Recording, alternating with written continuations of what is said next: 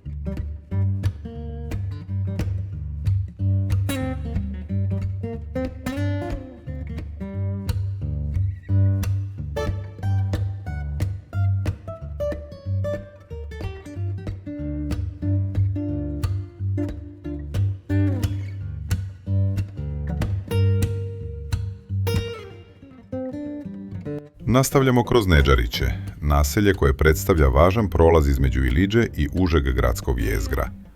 Ovdje se često susreću gradski i tranzitni saobraćaj, što zahtijeva dodatnu pažnju vozača. Ova dionica je dobar primjer svakodnevne gradske vožnje. Česta zaustavljanja, promjene traka, pješaci, javni prevoz i gust promet u špicevima. Naš cilj je da vam pokažemo realno stanje na sarajevskim cestama i doprinesemo boljem razumijevanju saobraćajne kulture i sigurnosti.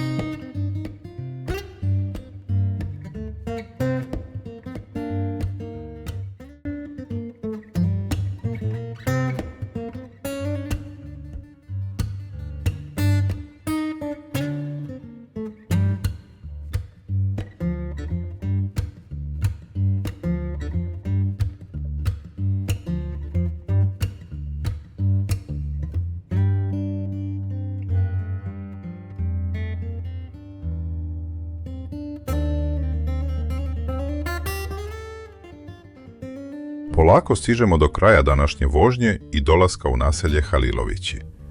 Ako vam se video svidio, Podržite kanal lajkom i pretplatite se za još realnih vožnji kroz Sarajevo i Bosnu i Hercegovinu. Pišite u komentarima kakve rute želite gledati u narednim epizodama.